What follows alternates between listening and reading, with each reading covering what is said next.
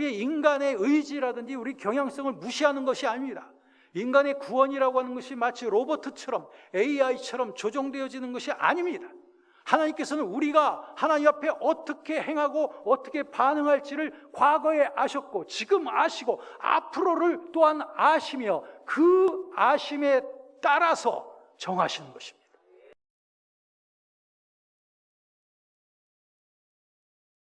세상 살다 보면 참 여러 종류의 사람들이 있습니다. 참 많은 사람들을 만나보셨겠죠? 그 중에서도 보면은 자기 자신만 알면서 살고 있는 그런 답답한 분들도 계시고, 또 어떤 분들은 정말 인간 사회에 별 도움이 되지 않을 것 같은 그런 사람들도 우리 주위에서 많이 만나보곤 합니다. 하지만 우리 주변에 있는 사람들을 또 꼼꼼히 우리가 찾아보면 참 좋으신 분들이 많이 계시구나 하는 것을 알 수 있습니다. 저는 이런 사람이야말로 정말 아름다운 사람이라고 그렇게 평소에 생각하고 있습니다. 그것은 무엇이냐면 참 맑은 영혼과 밝은 소망 가지고 살아가는 사람들, 즉 힘들고 그리고 녹록치 않은 그런 어려운 삶을 살아간다 할지라도 이런 진리에 대한 가슴 품고 앞날에 대한 소망 가지고 힘있게 살아가고 있는 분들 보면은 정말 저도 힘을 얻고 저의 삶에도 그분들처럼 삶의 의욕이 다시 솟구치는 것들을 느끼곤 합니다. 오늘 이 하나님의 말씀의 진리는 바로 우리의 삶을 정말 맑은 영혼과 그리고 밝은 소망으로 가득 차게 하시는 그런 진리의 말씀이고, 이런 참 인간답게 살 수 있도록 만들어주는 인생 지침서다, 이렇게 느껴집니다. 저는 오늘 이 시간 정말 아름다운 영혼의 특징은 두 가지라고 생각합니다. 그 첫 번째는 맑은 영혼을 지닌 사람, 두 번째는 밝은 소망을 갖고 사는 사람인데요, 이것이 거저 주어지는 것이 아니라 바로 진리를 통해서 주어집니다. 그러면 이 맑은 영혼이라고 하는 것은 바로 그리스도 안에 있는 놀라운 하나님의 그 보화와 그 능력과 지혜를 깨닫고 그 성령 안에서 그 거룩한 성결의 삶을 살아가는 영혼이 맑은 영혼입니다.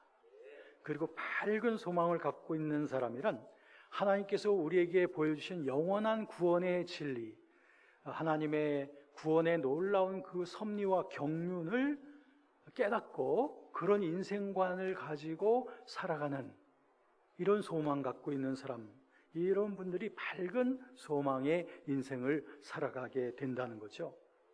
저는 우리 주변에 있는, 제 주변에 있는 이런 분들이 다 이런 분들이 되었으면 좋겠다 생각하면서 오늘 찬양대의 그 고백처럼, 또 오늘 OIB 간증자의 고백처럼 이 놀라운 행복과 기쁨을 온 세상에 전할 수 있는 우리가 되었으면 좋겠습니다.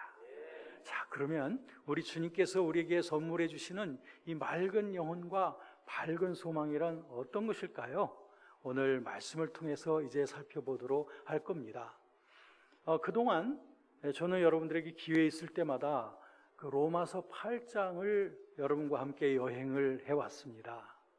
그래서 로마서 8장이라면 성경 66권의 그 내용이 정말 집결이 되어져서 참으로 인생 승리롭고 행복한 인생의 삶의 그 비결을 농축하고 또 농축해서 집합해 놓은 것이 로마서 8장이라고 저는 그렇게 알고 있습니다. 그래서 여러분들은 한 단계 한 단계 행복하고 승리로운 크리스천의 삶이 어떤 것인가를 우리들은 로마서를 통해서 살펴보았습니다. 첫 번째는 그 로마서를 통해서 8장을 통해서 우리가 승리로운 삶을 살려면 그 원리를 잘 알아야 된다는 것입니다. 즉 하나님께서 그리스도 안에서 준비해 놓으신 승리로운 영적 삶의 원리를 잘 알아야 되는데, 그것이 바로 1절부터 4절까지에 잘 표현이 되어지고 있습니다. 자, 그러면 이 원리를 잘 알았다 손치더라도 우리의 경험 속에는 여전히 실패와 좌절이 또 기숙하고 때로는 승리하고 하는 이런 이중적인 삶의 구조를 우리는 여전히 계속해서 살아가게 된다는 것을 로마서 8장 5절부터 11절까지에서 우리가 살펴보았어요. 하나는 죄의 소욕이고 하나는 성령의 소욕, 그 둘 사이에 우리가 끼어 있다라고 하는 것이었습니다. 그런데 우리의 승리는 이제 12절부터 17절까지에 보면 결국 우리들은 나 자신을 완전히 헌신하여 성령의 법에만 우리가 복종하며 그분의 인도하심만을 따르는 것이 실제적인 삶의 승리이다라고 하는 것을 우리가 살펴보았고요. 그리고 18절부터 그리고 27절까지에서는 그럼에도 불구하고 우리 인생 속에는 여러 고난과 시련의 문제가 있고 또 인간의 연약성의 문제가 여전히 계속되어지고 있다. 이런 것들은 이 세상에 있는 동안에 해결되는 것이 아니다 라고 하면서 그러면 어떻게 살아야 되는가? 이런 연약성의 문제, 고난의 문제의 의미를 생각하면서 성령께서 주시는 성령의 탄식 속으로 우리가 들어갈 수 있어야 된다 라고 하는 것을 여태까지 살펴보았던 거죠. 자, 그러면 이제 오늘의 말씀은 말이죠, 우리 인생이 지금까지 거쳐온 이런 승리의 계단을 통해서 나아가면서 전체적인 나의 인생의 최종적인 그 승리의 그 비전이 무엇이냐? 그것은 하나님의 그 원대하신 우리 구원에 우리를 부르신 그 하나님의 그 섭리를 잘 이해하는 삶을 살아야 된다는 거예요. 다시 말하면 오늘의 말씀은 인생관의 문제입니다. 세계관의 문제인 것입니다. 여러분들이 아무리 승리의 원리를 잘 알고 그리고 그 경험을 한다 할지라도 저와 여러분들의 인생관, 세계관이 하나님이 품으신 세계관과 우리가 동일시 되어져 가지 아니하면 우리는 여전히 계속해서 곁길로 목표를 두고 살아가게 되기 때문에 우리 인생이 자꾸 어그러질 수밖에 없어요. 그렇기 때문에 우리 인생의 가장 바람직한 파노라마가 오늘 본문 말씀에 기록되어 있다 이 말입니다. 그래서 여러분의 전체적 인생은 어떻게 하나님 앞에서 계획되어졌을까?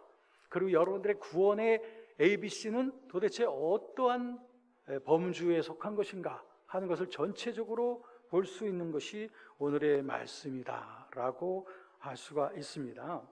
네, 여러분 지난번에 로마서 8장 18절 말씀에 보면 우리의 현재 고난은 장차 나타날 우리의 영광과 좋게 비교할 수 없다라고 하면서 그래, 우리가 승리할 수 있는 그 비결은 현세적인 나의 현상이나 고난의 문제만 바라보아서는 아니 되고 앞으로 나에게 다가올 그 영광스러운 나라를 바라보면서 그 나라를 믿음으로 고백하면서 살아가는 거지, 이게 승리지 라고 하는 것을 우리가 살펴보았죠. 자, 그러면 오늘 세 구절 말씀을 하나하나 살펴보도록 할게요.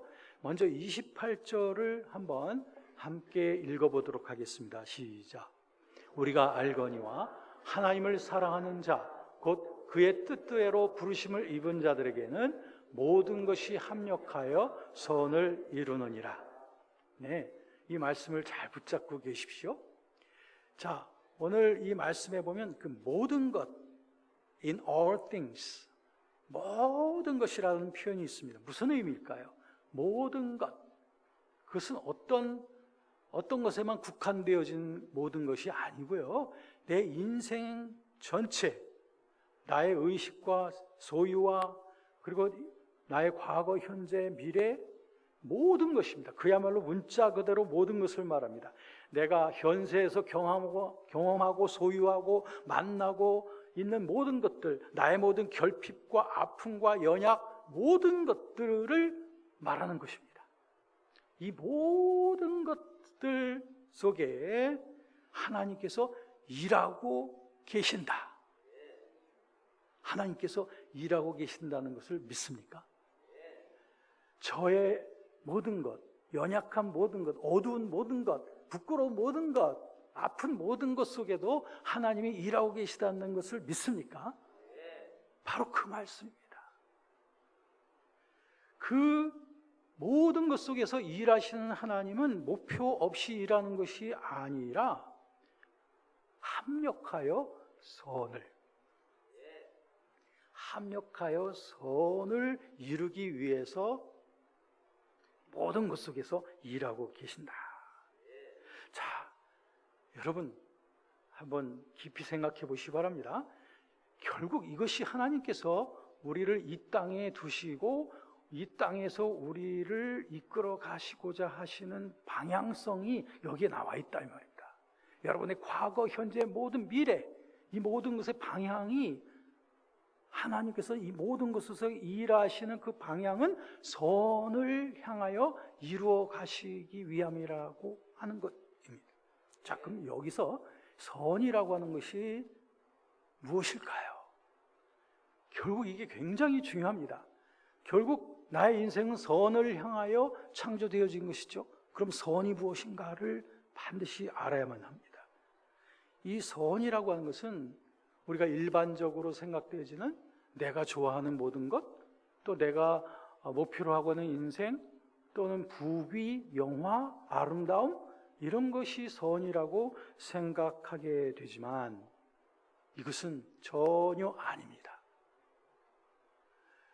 하나님께서 우리를 이끌어 가시고자 하시는 그 선이라고 하는 것은 무엇인가 하니 히브리서 말씀의 12장 10절에 이런 말씀이 있습니다.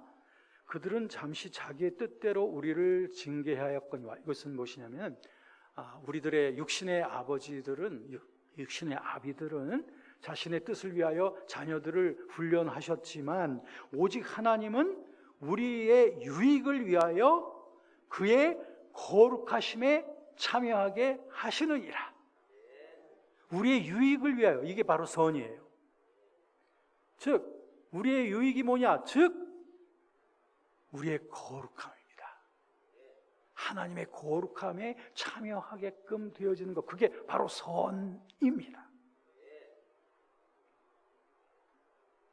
여러분, 이 인생 방향성이 하나님하고 맞춰지지 아니하면 우린 여전히 퍼즐 조각을 맞추다가 인생 끝나고 말하면 완성된 퍼즐을 우리는 성취할 수 없다 이 말입니다. 왜? 방향성이 틀리기 때문에.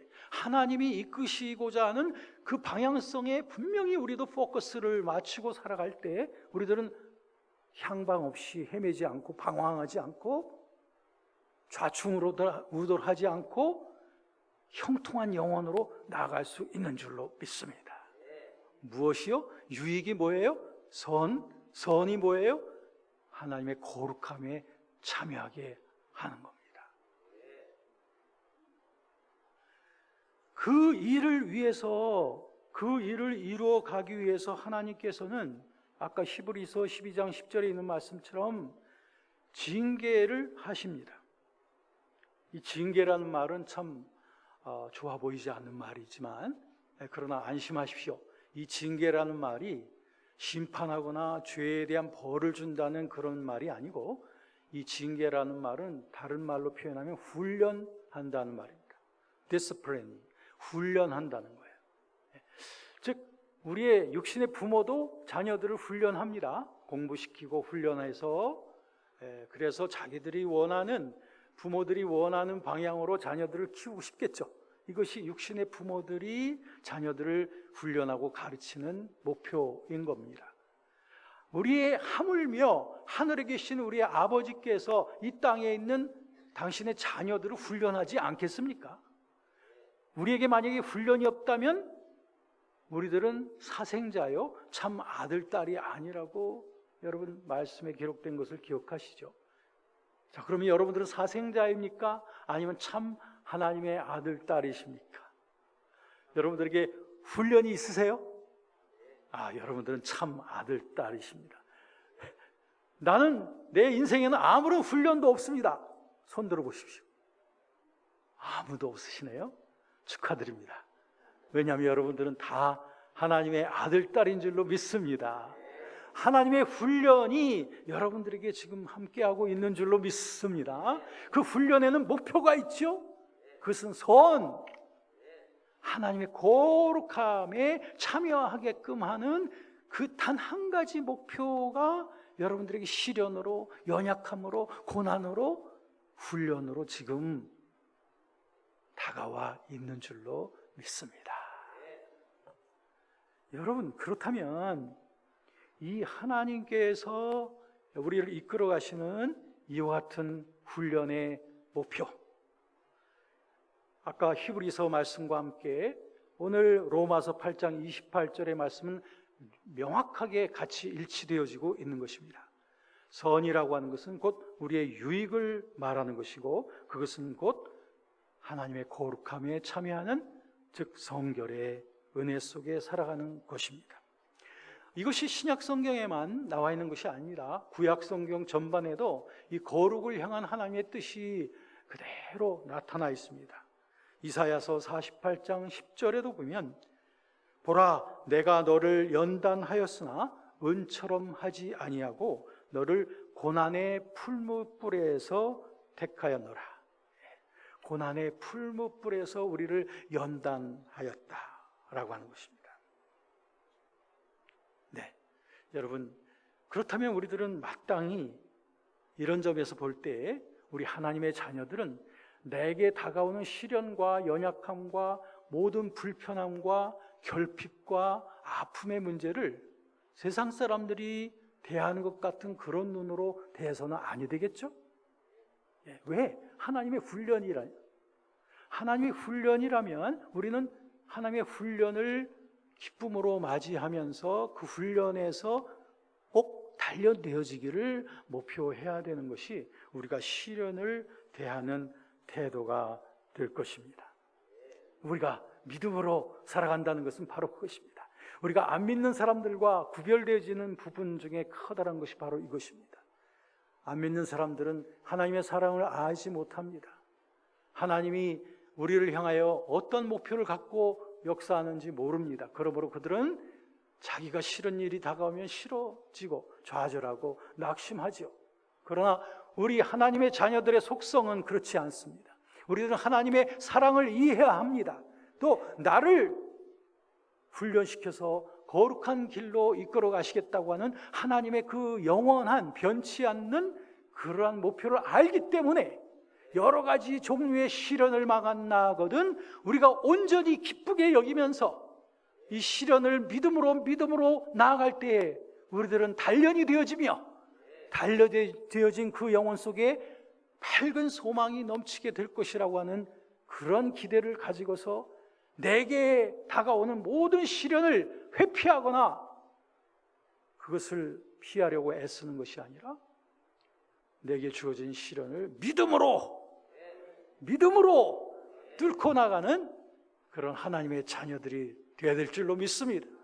여러분, 우리에게 다가오는 시련을 이제는 웰컴 하십시오. 시련이야 올 테면 와봐라. 내가 믿음으로 너를 맞이하마. 할렐루야. 이렇게 나갈 때에 어떠한 시련도 여러분들을 좌절시키거나 낙심시키거나 여러분들을 넘어뜨릴 수가 없습니다. 그 시련은 여러분들을 더욱더 강화시킬 시련인 줄로 믿습니다. 여러분, 이런 마음 가지고 우리 옆사람 진심으로 한번 격려해 드렸으면 좋겠어요. 좀 진심으로 격려해 주십시오. 형제님, 자매님, 시련 속에서 즐거워하십시오 하고 진심으로 한번 권면해 주십시오.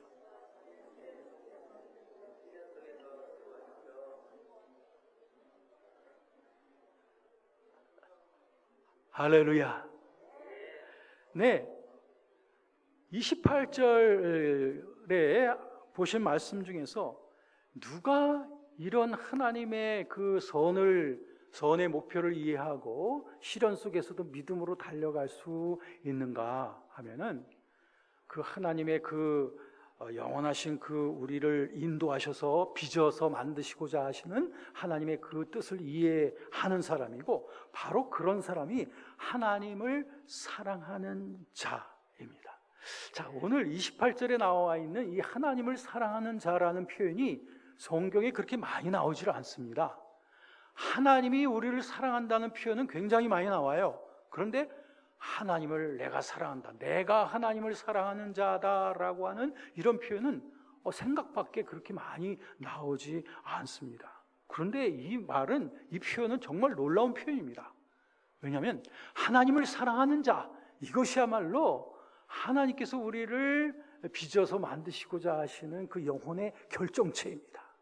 하나님께서 우리를 키우시고 단련하시고 우리를 성화시켜서 결국 우리 입술에서 나오는 고백이 뭐냐면 하나님을 사랑하는 자, 하나님을 단지 믿는 자가 아니라 거기에서 넘치도록 하나님을 사랑하는 자로 만들어져 가는 것, 이거 하나님이 너무나 기뻐하시는 고백이라고 하는 것입니다. 자, 그런데 여기에 보면 이 대구절이 있어요. 다시 말하면 하나님을 사랑하는 자, 그가 누구냐? 그의 뜻대로 부르심을 받은 자라고 하는 거예요. 이게 동격입니다. 하나님을 사랑하는 자, 곧 그의 뜻대로 부르심을 받은 자. 자, 하나님을 사랑하는 자라고 하는 것은 우리 신자편에서의 표현입니다. 그죠? 신자편에서 하나님을 향한 표현이에요. 하나님을 사랑하는 자. 그런데 그의 뜻대로 부르심을 받은 자, 이것은 하나님을 주격으로 놓고서 표현한 거죠. 하나님이 보실 때에 하나님께서 부르신 자가 누구냐? 그가 하나님을 사랑하는 자. 그러니까 이것은 두 가지 똑같은, 서로 주격만 변한 것이지 똑같은 내용에 대한 두 가지 표현입니다. 즉 하나님의 뜻대로 부르심을 받은 자는 어떻게 살아가느냐? 하나님을 사랑하면서 살아간다. 하나님을 사랑하는 자가 누구냐? 곧 하나님의 뜻대로 부르심을 받아서 지금 살고 있는 자. 네. 그러므로 하나님을 사랑하는 자의 삶이란 하나님의 뜻대로 부르심을 받은 자로서의 삶의 특성이 바로 하나님을 사랑하는 특성으로 나타난다는 것이고, 뒤집어서도 말해도 역시 같은 의미가 됩니다. 즉 하나님의 뜻대로 부르심을 받은 자의 삶은 하나님을 사랑하는 특성이 나타난다. 네. 자, 이것을 굳이 설명하기 위해서 신학적으로 신인 협동설이라든지 이런 신학적 논제를 전개할 필요도 없습니다. 왜냐하면 이건 아주 성경적일 뿐 아니라 우리 경험적으로도 완전히 부합되는 일이기 때문에 어렵게 설명할 필요가 없습니다. 즉 우리는 그리스도 안에서 하나님을 믿는 자로 거듭나게 되죠. 그래서 믿음에서 믿음으로 자라나죠. 그러면서 점점 더 날 향하신 하나님의 사랑에 감동이 되어져 그 사랑이 내 안에서 이제는 피어올라서 마침내 하나님을 향한 사랑으로 열매를 맺어가는 것이죠. 그러니까 이것은 우리의 성화의 과정이기도 하는 것입니다. 그 사랑은 처음엔 날 향하신 하나님의 사랑으로 다가와요. 그리고 그 사랑이 내 안에서 온전케 되어져 가고요. 그 사랑이 이제는 하나님을 향하여, 이웃을 향하여 열매 맺어 가는 거죠. 사랑이 자라나는 것이고, 이 사랑이란 어떤 감정적이거나 어떤 정서적인 면만을 지칭하는 것이 아닙니다. 이것은 아주 전인격적인 것입니다. 신명기서 6장 4절 5절에 있는 말씀처럼 마음과 뜻과 정성과 힘을 다하여 너희 하나님을 사랑하라고 하신 바로 그거예요. 뜻과 정성과 의지와 내 힘을 다하여 하나님을 향하여 헌신하고 순종하는 것, 그게 바로 하나님을 향한 사랑인 것입니다. 디모데전서 1장 5절에 보면 이 교훈의 목적은 정결한 마음과 선한 양심과 거짓이 없는 믿음에서 나오는 사랑이거늘. 이것이 바로 하나님께서 우리를 교훈하는 목적이라는 거예요. 무엇이? 사랑. 어디서부터 나온다고요? 정결한 마음, 선한 양심, 거짓이 없는 믿음으로부터 솟아나는 것이 이 사랑, 하나님 사랑, 이것이 바로 우리를 향하신 하나님이 우리를 교훈하시고 훈련하시는 목적인 줄로 믿습니다. 우리는 이 하나님을 사랑하는 자의 맑은 영혼을 소유한 성결한 삶으로 살아가고 자라나는 것, 이것이 하나님의 꿈이요, 또 가장 아름다운 인생의 꿈인 줄로 믿습니다. 자, 29절 한번 읽어보도록 하겠습니다. 29절 시작. 하나님이 미리 아신 자들을 또한 그 아들의 형상을 본받게 하기 위하여 미리 정하셨으니 이는 그로 많은 형제 중에 맏아들이 되게 하려 하심이니라. 네, 29절 말씀에는 하나님께서 우리를 부르신 구원 계획이 아주 선명하게 집합되어져 있습니다. 영원부터 영원을 거쳐서 영원에 이르기까지 연속성 속에서의 하나님의 시간을 초월한 구원 계획이 여기에 농축되어져 있는 겁니다. 그리고 그 계획에는 목표가 있죠. 그 목표가 분명히 나타나 있죠. 그 아들의 형상을 본받게 하기 위하여. 자, 그러면 28절의 선이라고 하는 것이 생각나지 않습니까?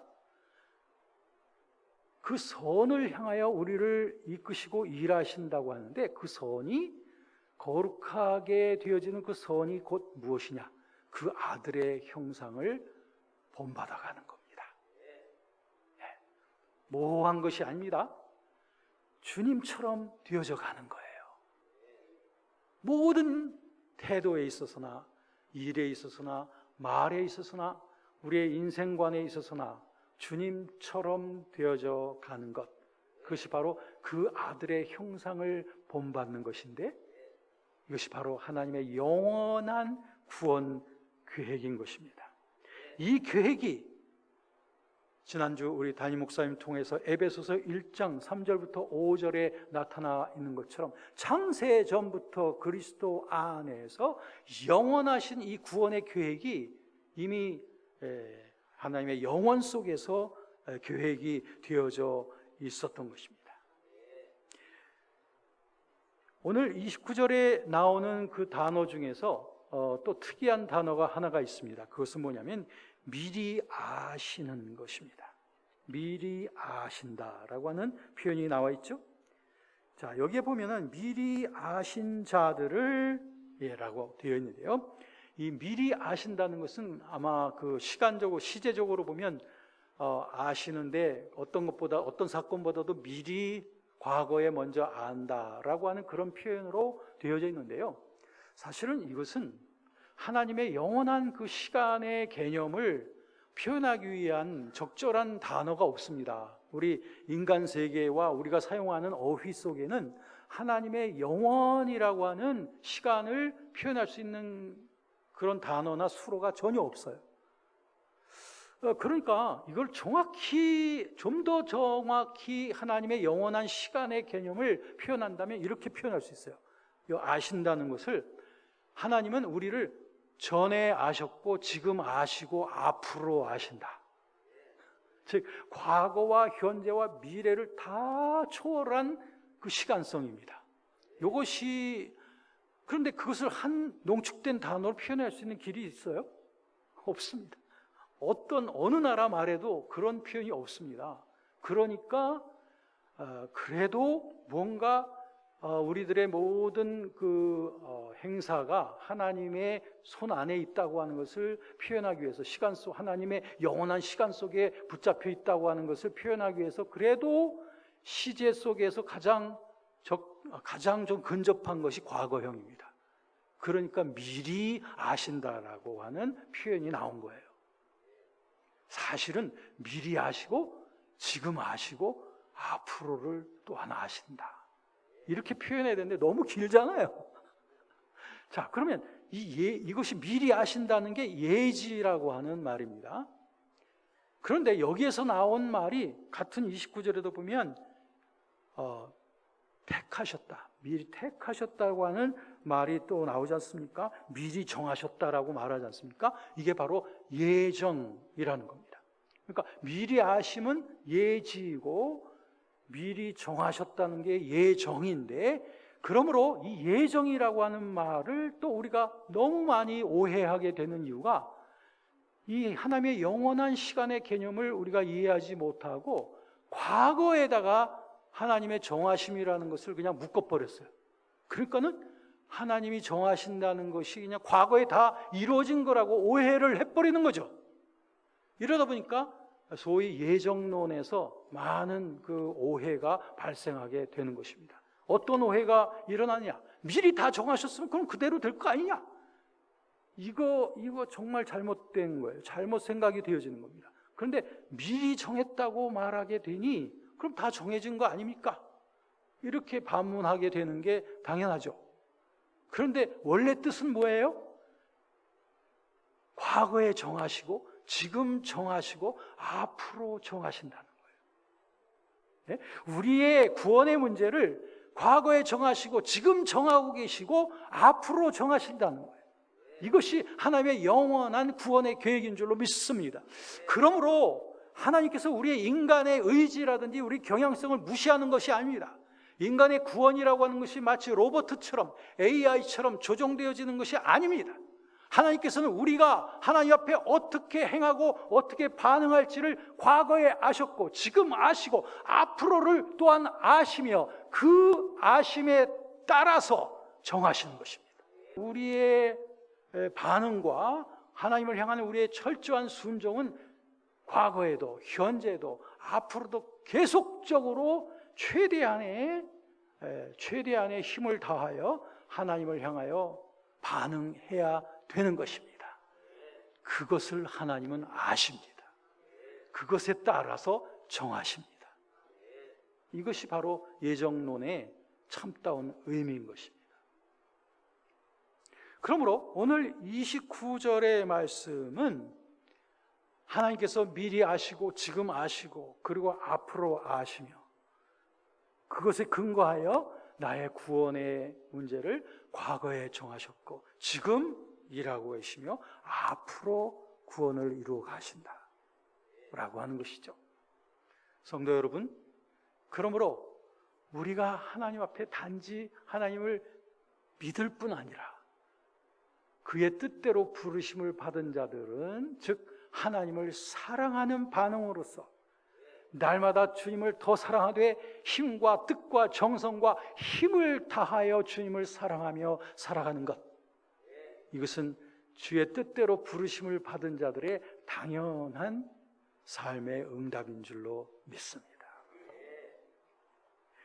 그렇습니다, 여러분. 그러므로 하나님께서는 이러한 예정 속에서 정하심 속에서 또한 아심 속에서 정하시며, 그러므로 우리가 아직 영적으로 귀머거리였을 때에도 또 영적으로 죽어 있었을지라도 하나님은 그분의 말씀으로 우리를 부르셨습니다. 그리고 우리가 아직 죄악의 유혹 속에 거듭난 이후에도 아직도 죄악의 유혹을 충분히 벗어나지 못하고 방황하고 있을 때도 하나님께서는 그리스도 안에서 우리의 옛사람을 죄에 대하여 이미 죽게 하셨습니다. 그리고 우리가 이 성화의 과정 속에서 완전하지 못했을지라도, 아직 거룩함을 이루지 못했을지라도 하나님께서는 영원전부터 계획하신 그분의 거룩하심에 이미 우리를 들게 하신 거예요. 그 목적은 그 아들의 형상을 본받게 하기 위함이다. 그리스도는 하나님의 영광의 본체시고 하나님의 형상이시고 또 사람의 형상이기도 합니다. 그러므로 완전한 하나님이시며 완전한 인간이신 그리스도 안에 예비되어진 이 거룩함에 들어가 점차 성화되어져 가도록 하시는 분, 그것이 우리 안에서 일하시는 성령이십니다. 고린도 후서 3장 18절 말씀에 보면 우리가 다 수건을 벗은 얼굴로 거울을 보는 것 같이 주의 영광을 보매 그와 같은 형상으로 변화하여 영광에서 영광에 이르니 곧 주의 영으로 말미암음이라. 즉 주의 영, 즉 성령으로 말미암아 우리들은 영광에서 영광으로 그와 같은 형상으로 변화되어지도록 만들어져 간다. 여러분 믿습니까? 여러분 안에 성령께서 일하고 계시는 줄로 믿습니까? 그 성령께서는 그 아들의 형상을 본받게 하기 위하여 여러분의 삶 속에서 그리고 여러분의 영혼 속에서 지금 부지런히 일하고 계시다는 것을 알고 계십니까? 그래서 하나님께서는 그 성령의 성화시키는 사역을 같이 동반하기 위해서 저와 여러분들에게 훈련의 도구들을 우리에게 보내고 계시는 거예요. 그것이 시련과 연약함과 여러 가지 불편함과 아픔으로 우리에게 다가오는데, 그러므로 이와 같은 충분한 이해 속에서 우리가 살아갈 때 우리들은 시련에 절대 좌절하지 아니하고 하나님의 그 목표에 편승하면서 나아갈 수 있는 저와 여러분들이 되어지는 줄로 믿습니다. 자, 그러면 이제 마지막 30절을 읽도록 하겠습니다. 시작. 또 미리 정하신 그들을 또한 부르시고 부르신 그들을 또한 의롭다 하시고 의롭다 하신 그들을 또한 영화롭게 하셨느니라. 아멘. 자, 오늘 말씀의 30절 말씀해 보니까 우리를 구원하여 영광에서 영광에까지 이르게 하시는 그 절차가 네 가지로 나와 있는 것을 볼 수 있습니다. 자세히 주목을 하시면 그 네 가지 스텝이 나온다 이거예요. 그 첫 번째는 뭐냐면 미리 정하시는 거예요. 예정이 나옵니다. 그리고 부르심이 나옵니다. 이건 선택이에요. 콜링입니다. 그리고 세 번째는 의롭다 하심, 이건 칭의인 것입니다. 그리고 영화롭게 하심, 이건 우리의 성결인 거예요. 즉 여기는 순서가 있는 거예요. 하나님의 영원한 시간 속에서의 정하심이 있는 것이고 그 정하심을 따라서 우리를 부르시는 거예요. 성령께서 우리를 부르셔서 그리스도 안으로 초청하셔서 세 번째 단계는 우리를 의롭다고 하시는 거예요. 그래서 우리들은 모든 죄로부터 사함받고 하나님 앞에서 의롭다함을 받는 존재가 되어지는 것이고 거기에서 그치지 아니하고 마지막 네 번째 단계가 영화롭게 하심, 그것이 바로 glorification, 우리들의 영광스럽게 되어짐, 이것이 바로 우리의 성화인 겁니다. 그러므로 하나님의 구원론에는 칭의와 중생과 성화, 이 모든 것이 하나의 패키지로서 되어져 있는 겁니다. 이것은 서로 분리되어진 것이 아닙니다. 이것은 점진적으로 이루어져가는 하나의 연속적인 구원의 과정인 것이고요. 저와 여러분들은 이제 하나님의 이 커다란 그림을 이해하시면서 우리들의 인생을 한번 객관적으로 바라보실 때에 저와 여러분들은 지금 내가 어디쯤 가고 있는가 하는 것을 보실 수가 있습니다. 영화의 단계까지 이르러야 할 나의 인생 아직 많이 남았구나 라든지 나는 아직도 굉장히 거쳐야 될 관문이 많이 있네 라든지, 아니면 나는 거의 이 거룩함의 단계 속에 지금 점점 더 성숙되어져 가고 있구나, 좀 더 인내하자 라고 하면서 저와 여러분들의 그 인생길에 있어서 여러분의 인생을 정말 보석같이 빛나게 해줄 수 있는 단 한 가지, 그것은 성결을 향하여 땀 흘리고 수고했던 나의 영혼. 이것이 여러분들이 그리스도의 재림의 그 심판대 앞에서 여러분들이 지나온 7, 80평생의 또는 8, 90평생의 그러한 여러분의 인생길을 여러분들이 마치 한 정점처럼 여러분들은 보시게 될 것입니다. 그 시간에 여러분들의 인생이 펼쳐질 때 나의 인생 정말 참된 값진 것을 향하여 내가 수고했구나, 수고했다 내 인생 하면서 스스로를 대견스럽게 생각할 수 있는 그런 날이 오게 될 줄로 믿습니다. 여러분, 저는 여러분과 함께 오늘 맑은 영혼, 그리고 밝은 소망을 갖고 있는 영혼, 아름다운 사람이라고 말씀드렸습니다.